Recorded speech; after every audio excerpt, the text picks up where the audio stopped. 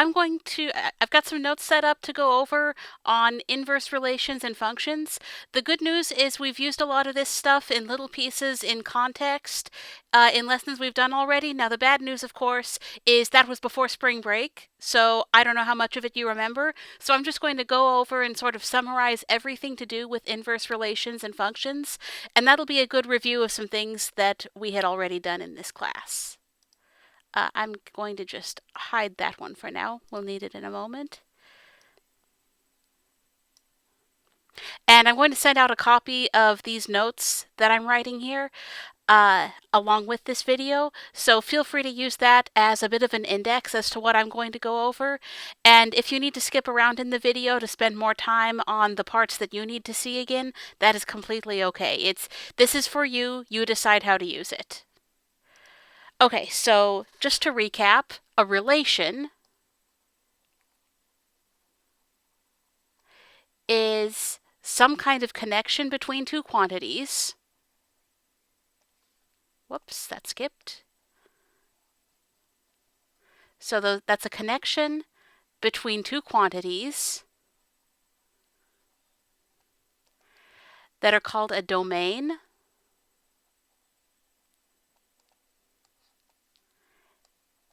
Remember, that's your inputs and your range, which would be your outputs.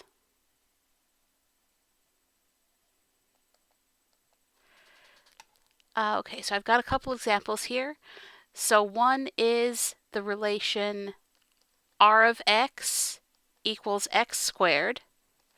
So if we have a domain and a range for that, we could try out -2, -1, 0, 1, 2.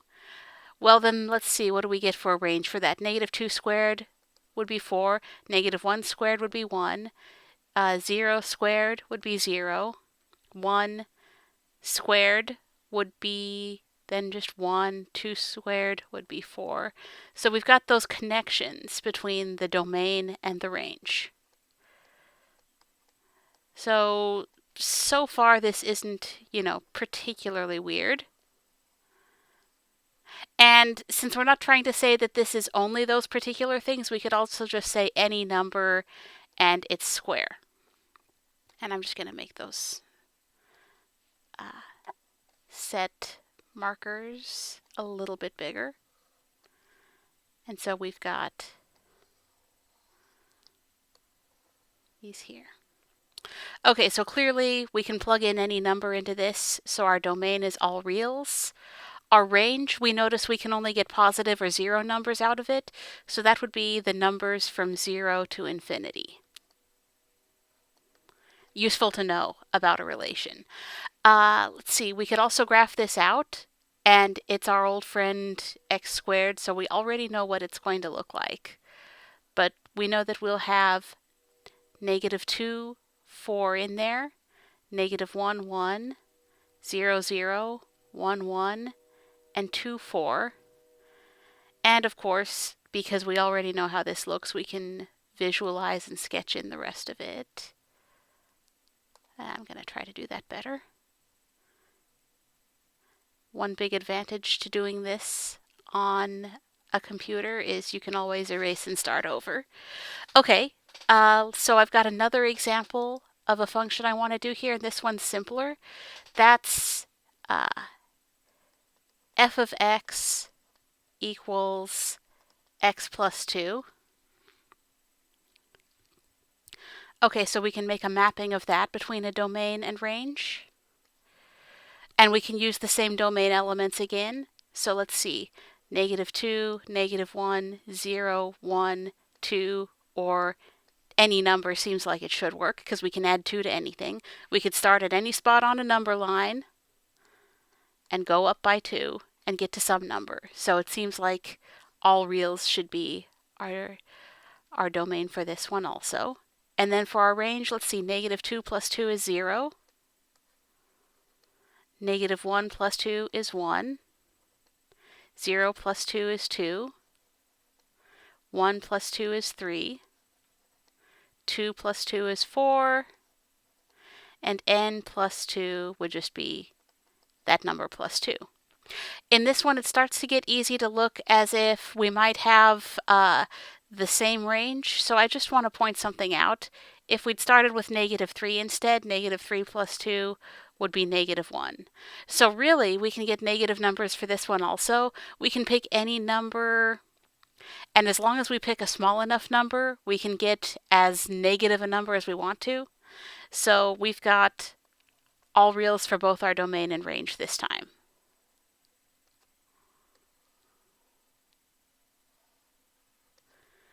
And we can graph this one also. So let's see, we'd have negative 3, negative 1, negative 2, 0, negative 1, 1, 0, 2, 1, 3, 2, 4, and we can see how that's going. Okay, so we've got 2 examples of a function and 3 of the ways we can write a function or a relation using a formula, or using a mapping between a domain and a range, or using a graph that gives us a visual aid.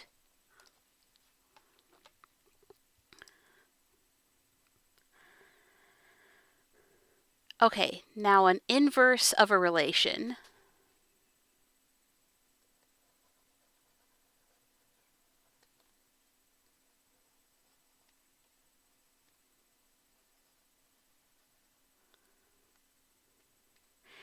is the same connection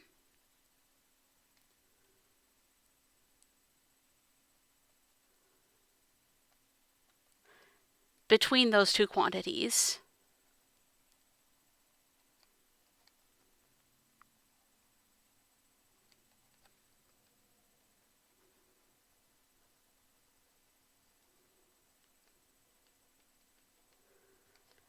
but, on the other hand, the domain and the range are reversed.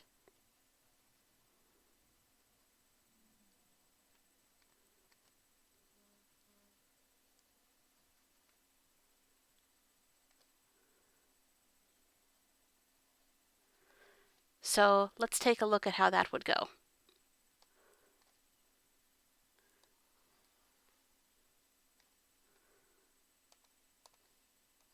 So if we're going to reverse our domain and range, and I'm turning it red to make sure that we don't get confused about which is which. Okay, well, if we're reversing our domain and range, then we need to take all these. I'm going to just scoot them off to the side for a moment and gather up our range elements.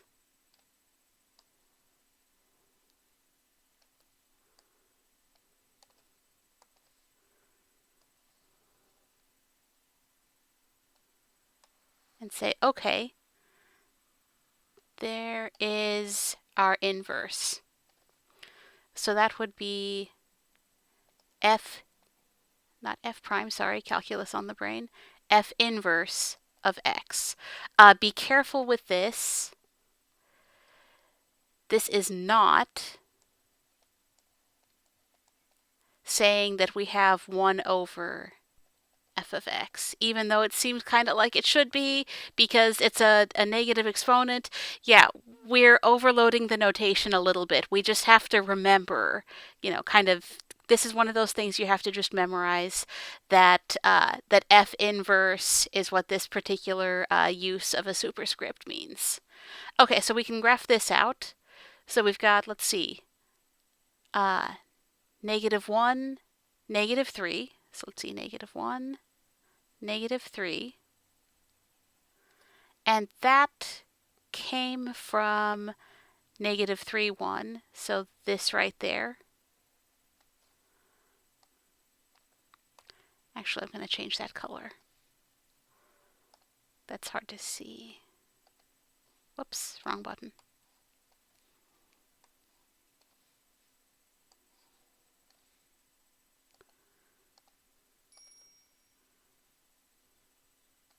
Okay, and then I'm going to go ahead and save that.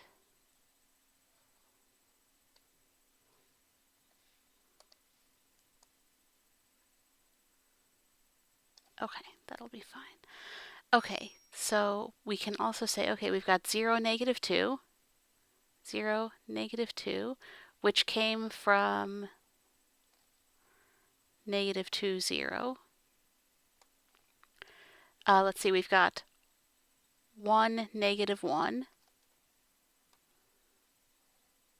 which came from -1, 1, and so on. 2, 0, which came from 0, 2, 3, 1, which came from 1, 3, and 4, 2, which came from 2, 4.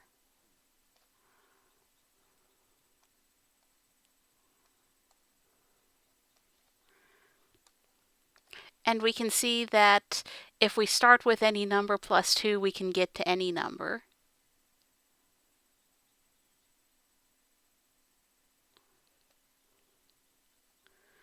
So there we have our inverse relation, and it does seem to be a function also. Okay, for comparison purposes, I would like to also do this with the other function that we looked at, r of x equals x squared. So I'm going to copy all this stuff over again.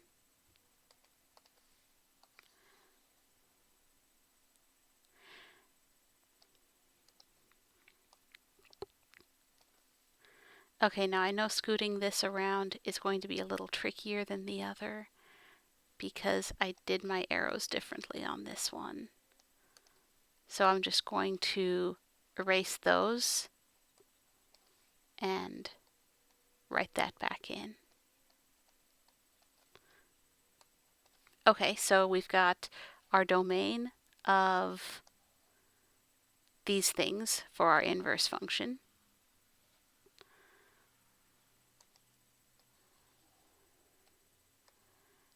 Okay, and so here's our range, and what I notice is this time our sets that are our domain and range have to change also because they weren't the same.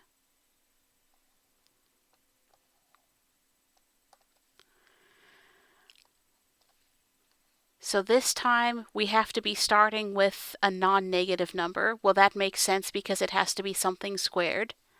And so we get to its square root, basically. Okay, so let's take a look at this. So we'd have a point at, let's see, 4, 2, 2, 4, up 2,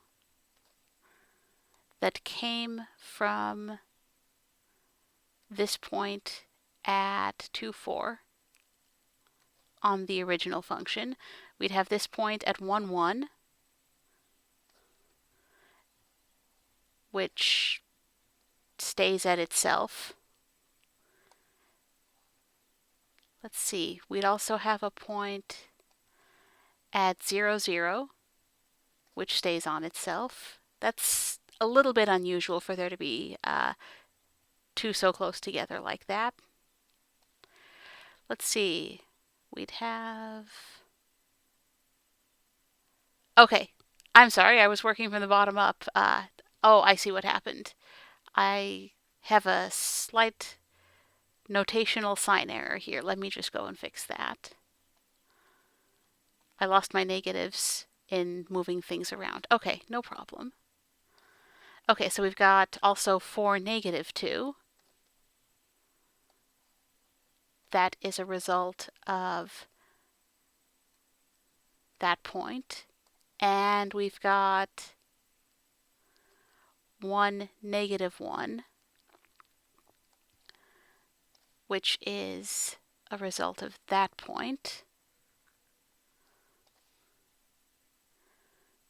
And we can sketch in this parabola.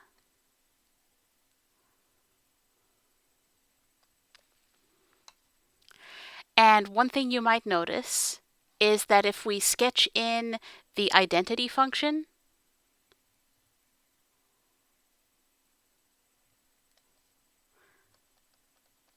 I of x, which is just x, you might also know this as the y equals x line. The points of the inverse relation and the original relation are reflected right across. So that's okay from there to there then.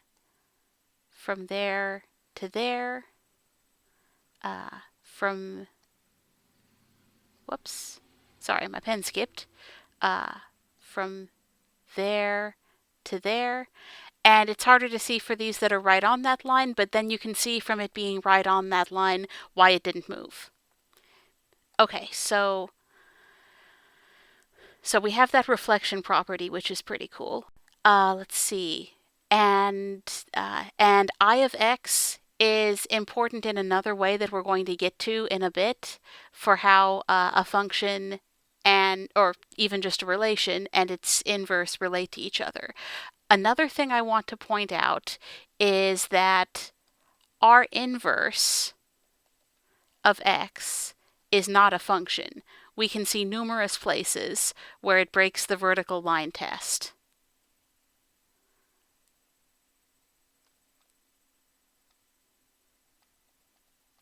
Well, what I want to point out is that we can work backwards through those points that it breaks. And because of reflection across the identity function, that shows us that the original relation breaks, that skipped again, breaks a horizontal line test that works just like the vertical line test. So you can predict whether a relation's inverse will be a function based on that horizontal line test. So a function is called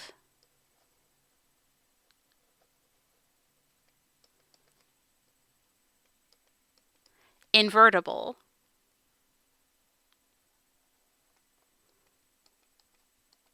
if its inverse is a function.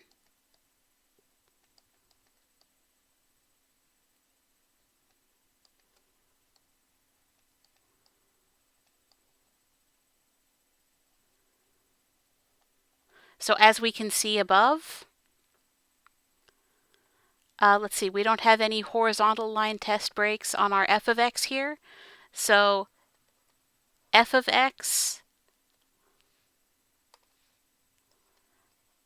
above is invertible.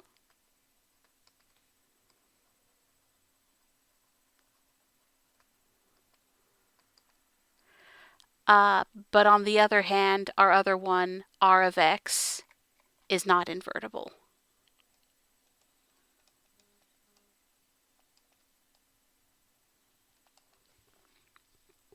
Now, sometimes one thing we want to do is come up with a formula for the function's inverse. So we've got something that starts that idea right here. Well, if we have to pick two more of a number to get something as the output, then it seems like we should be able to say, okay, we would need to start, or if we're getting a number that's two more than what we started with, then if we're targeting a particular output, we would need to start with two less. So we could also say that we could say m goes to m minus 2 here. And we could say that, oh, whoops, I just realized I forgot to color code that. Okay, no big deal, I'll fix it. Let's see.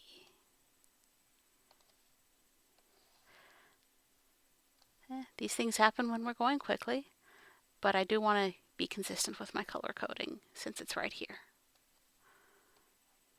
Okay, so what we have here then is that we could start with, again, I'm going to say m, and, well, let's see, the number, so that number squared is what we want. Well, that's what a square root is. So we could say that r inverse of x is, now in this case, the positive or negative version of the square root of x. We would need to keep track of that because we need both branches of that sideways parabola. And we could say that f inverse of x is x minus 2.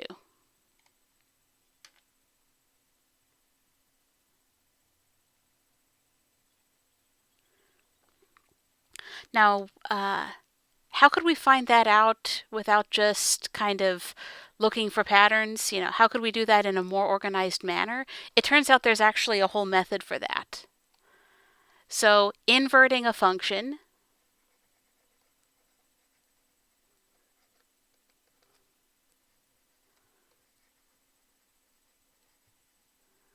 is actually a pretty straightforward process. It's going to involve solving some equations, though. Well, one equation. That equation might have, any amount of complexity in it, but it's a pretty simple process at its core. So since an inverse has a reverse domain and range, all you do to invert a function is swap x and y,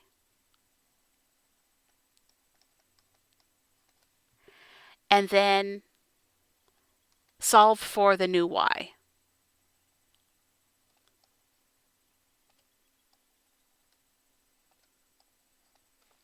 So let's take a look at that in context. So let's see, we had that r of x was x squared. So really that's saying y equals x squared. Well, if we swap and get r inverse, well, that's going to be that x equals y squared. Then if we solve for y, we're going to do that by taking the square root. So we'll get that y equals the square root of x. And again, we need to consider the positive and negative version of that. It's even easier on the other one. So we had that f of x equals x squared, x plus 2. So really that's saying y equals x plus 2. Okay, so f inverse should follow the formula where x equals y plus 2. Well, if we're solving for y, we need to subtract off that 2. So y would be x minus 2. Pretty straightforward with those. I've got a little trickier example here, and that is what I wanted that other visual aid for. Let me bring that back up.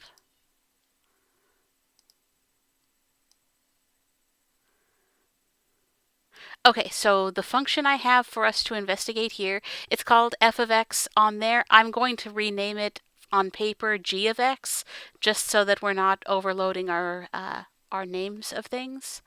So let's see, we've got 2x plus 3 over 5x plus 4.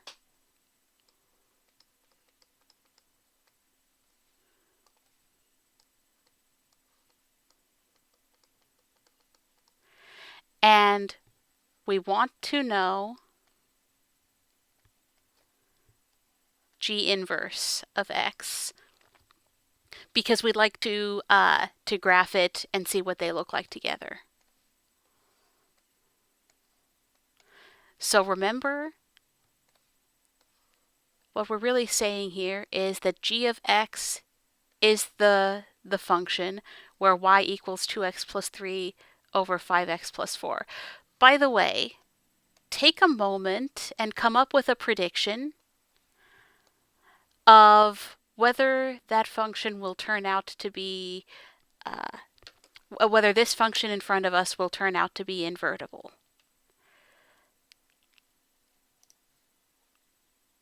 So I'll just pull it a little to the side and a little to the other side if you want to look and see anything that you might need. Okay, so let's find out whether this function turns out to be invertible. So let's make some room to write on now. So again, we're looking at the function where y equals 2x plus 3 over 5x plus 4, and we want to know its inverse.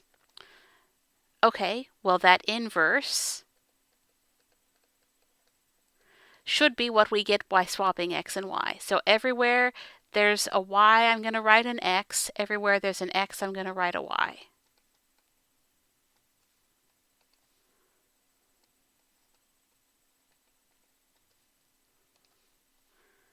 I say that, it's easy to get a copying error in there by going on autopilot a little bit.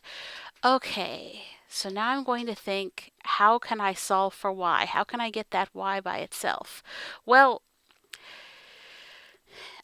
I definitely can't just cancel it. That would be awful.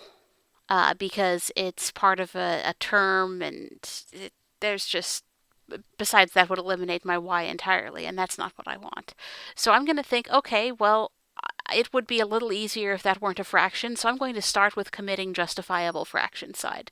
So I've got that x times 5y plus 4 comes out to the same as 2y plus 3. Okay, well, I know this would be easier if all my y terms were on the same side, and I know to do that, I'm going to need to be able to work with this term directly instead of having it be stuck in parentheses. So I'm going to go ahead and distribute that x at this time. So I'll have that 5xy plus 4x is my new version of the left-hand side, and I'm just going to copy over my right-hand side. Okay, so now I'm thinking, now I can probably get that y on both sides. Now, I'm going to be careful, those actually aren't like terms because this one has an x, so those are still going to be separate freestanding terms. I see I'm going to be piling up my y's on this side, so I'm going to get rid of my x on that side. And again, the 3 and the minus 4x are not like terms because, that x is in there.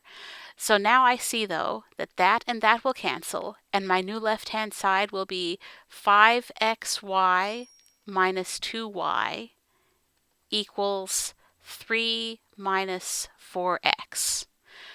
Okay, so I can't combine these because they're not like terms. This is something that people find really, really tricky, but if you know the trick, it's actually really, really easy. I'm going to factor off a y from those terms. The point of that is then I'll only have my y written in one place, and then I'll just have 5x minus 2 on the left-hand side with it. And then I can say, okay, now I'm going to divide both sides by that linear factor there, 5x minus 2.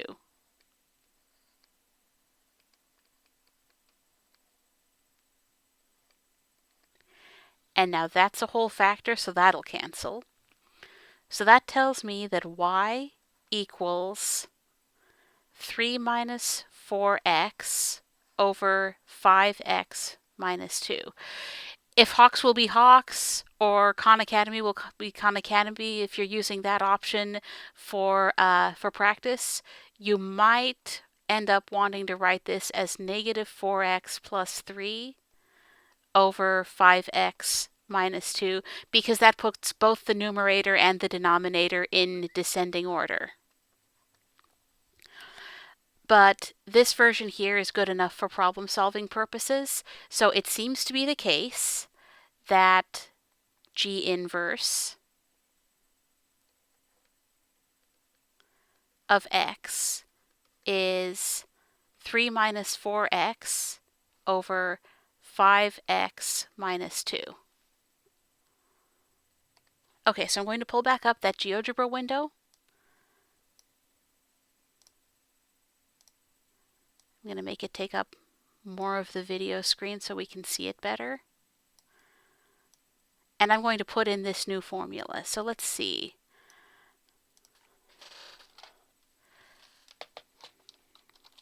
Three minus 4x divided by 5x minus 2. Okay, now here's something I notice. I notice it does seem to be nicely reflecting. Like that point reflects there. We've got reflection going across here, also across here between these, also in the mostly negative values. So it looks like this worked. So I'm fairly happy with this. So I'm satisfied that this is going to turn out to have been correct. But there's also another way we can check this. So one thing we know is that if we're truly at an inverse, like we should have 1, 2, f of 1, and then we should be able to come there, well, that's a little less than 1, and get back to 1. So that was basically a function composition we did there. We did, okay, f of 1, and then f inverse of f of 1 takes us back to 1. Well, actually, that was g. Sorry, saying f because it's on there. Okay, so here's what we see, though. If we take g of 1 and then g inverse of that, that brings us back to 1. Well, that should happen for anything because that's just what an inverse is. So we should be able to say, okay, g inverse of g of x should just be x, the identity function. So what I'm seeing is that any function composed with its inverse should be the identity function. We can use that to help us out. So I see we're going to need more room for this. Okay, so we're going to need, well, let's do the easy ones first.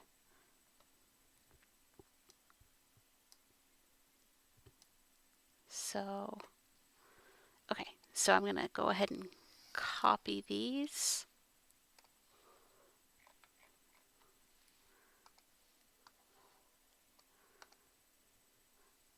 Okay, so we had some formulas here that we got. So for that inverse function, we got that y was the square root of x. Now I'm just going to consider one branch right now. Theoretically, it should work in all places. One branch is enough to check with.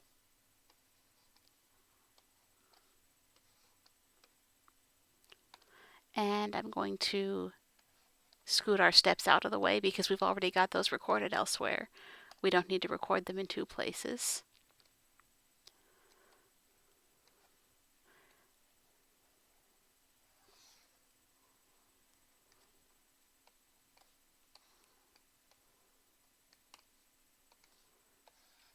Okay, so let's see what happens when we compose a function with its inverse.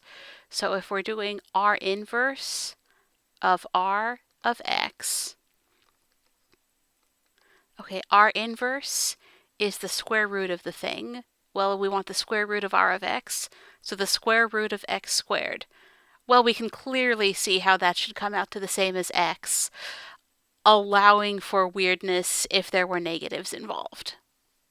Similarly, f inverse of f of x. Okay, well, f inverse was something minus 2. F of x was x plus 2. Well, what we've really got here is x plus 2 minus 2, which is just x. So in both cases, what we get is possibly domain restricted, but within that, the identity function exactly. Now let's try that with the harder one.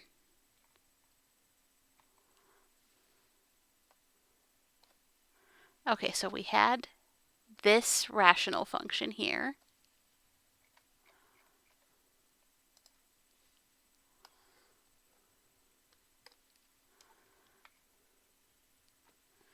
And we found its inverse function.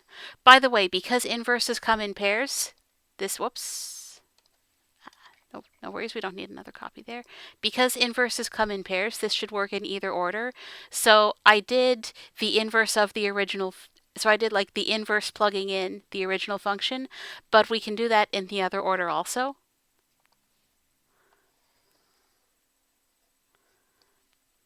So we can say g of g inverse of x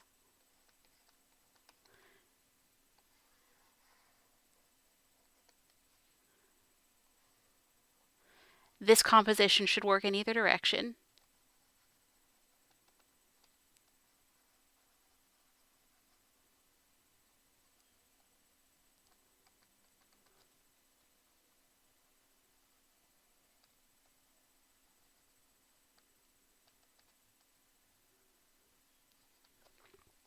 Okay, so g of g inverse of x. So we're going to have 2 thing plus 3 over 5 thing plus 4. Well, what are those things we're plugging in? They're g inverse of x. Oh, well, I could use more room then.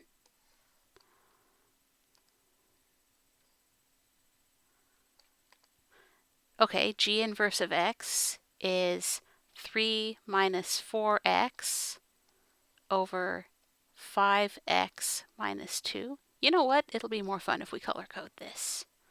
Let's make it blue.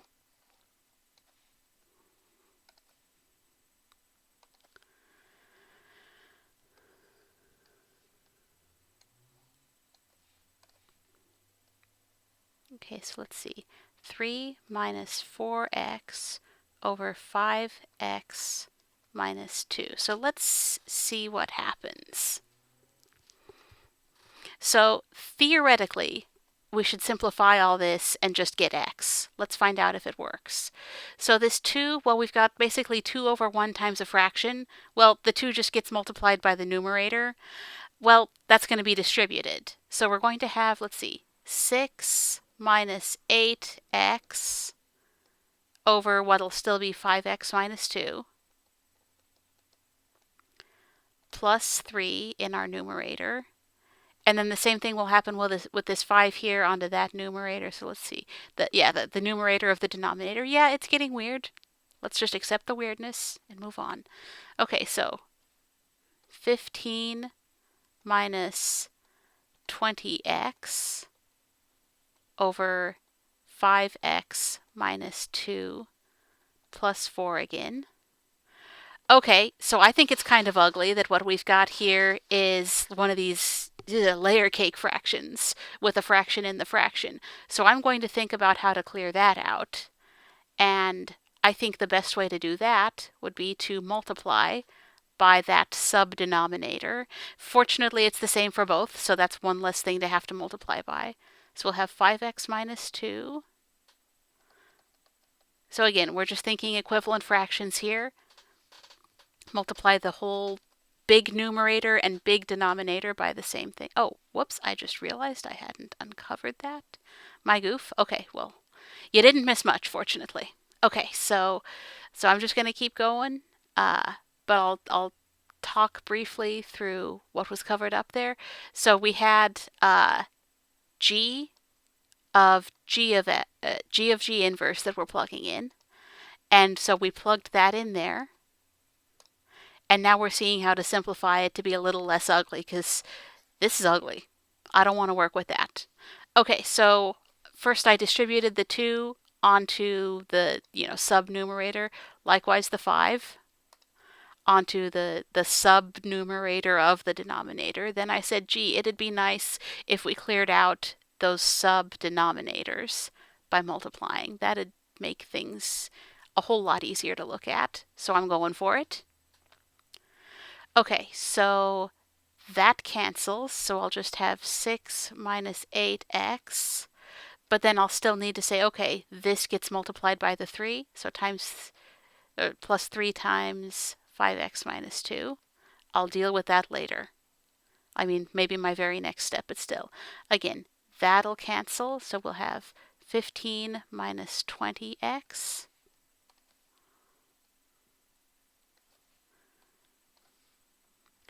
And then plus this freestanding 4, which also gets multiplied by the 5x minus 2. Okay, so that's easier to look at than it was a while ago. At least it's not a fraction in a fraction, but it's still not great. So I'm going to say, okay, this would be a good time to do that other piece of distributing. So we'll have 15x minus 6 over 20x minus 8. And then bring along the rest of the problem.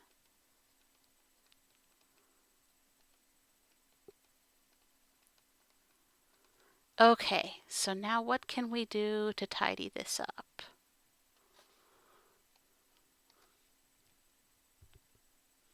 Well, I see that that is canceling.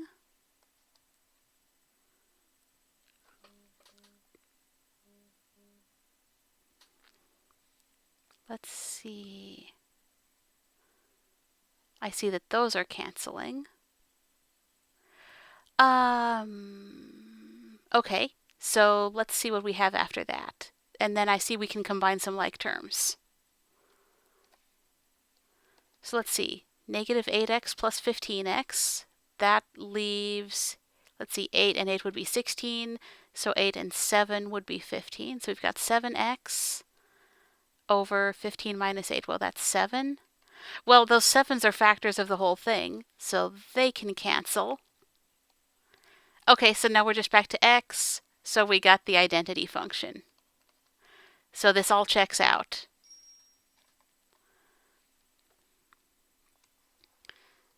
So we've checked this 2 ways, visually and formulaically. Now I believe that it is right. Okay, so let me double check my notes. Make sure I got to everything. Complicated example, checking by plugging. Okay, that's everything I had on my list for this video. So I hope it was useful. If you have any more questions about anything in it, please feel free. I put up a discussion forum within Blackboard, so you all can talk this over with each other, post questions for me, anything like that.